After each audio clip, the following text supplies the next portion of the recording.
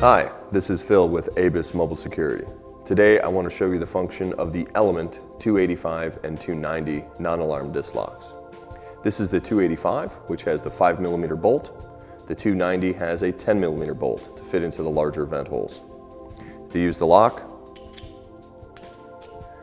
open the lock, slide it onto the rotor, finding one of the vent holes, click closed, take your memory cable, and extend it up to the brake. You're done. To take it off, reverse the process, remove your memory cable, open up your lock, slide the lock off. The Element 285 and 290. Super light, super secure, super reasonably priced. When you need security, go Abus.